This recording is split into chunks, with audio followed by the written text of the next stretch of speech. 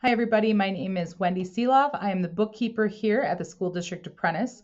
Today is February 26, 2025, and this video is going to be a little bit about Wisconsin school finance history and why you are learning so much about operational referendums here in the state of Wisconsin.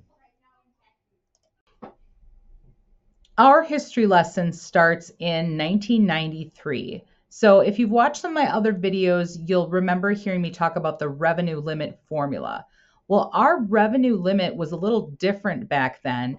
And in 93, the state of Wisconsin froze that per pupil amount that schools could get. So the tricky part with this was that if you were being a fiscally responsible school and not spending a ton per pupil, then you maybe had a lower amount than a neighboring district that just happened to spend a little bit more per pupil. So the ones that were spending more were better off in this scenario because they were frozen at that higher amount. Whether it was justifiable or not was not the point, or not taken into consideration, I should say. So Prentice has gone for an operational referendum before. Back in 2002, we had one passed.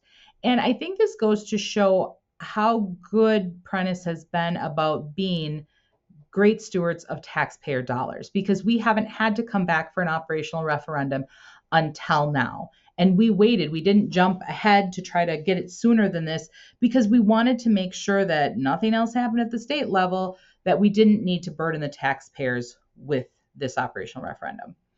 The other important piece of this puzzle is about inflation. I have another video that explains a lot about inflation, but this is just big enough that you have to mention it again. During the pandemic, we had received monies that were considered relief money. They were supposed to go for hiring additional people or having different safety things in place. And really, we just ended up backfilling our budgets with that pandemic relief money because the state of Wisconsin held off on inflationary increases. And so we had to use that money for stuff that we were already purchasing and getting. And that is why you are seeing a record number of operational referendums taking place for Wisconsin schools. If you are local to the school district of Prentice, you might be wondering about the 2018 referendum that we passed. So that was a capital referendum, and that was to bring all of our students and staff together on one campus. And it was successful. It was really a great thing that we did for programming and for all of the people involved. What we are looking for now is an operational referendum. You can see on this slide there are two different types of operational referendum. We are looking for a non-recurring for 4 years. This next slide is meant to show you how widespread the problem with funding is in Wisconsin. Colored in are 252 school districts that are dependent upon operational referendums. This is just since 2014. If you went back further, even more of the state would be colored in. So again, this isn't just a Prentice issue, this is a state of Wisconsin issue.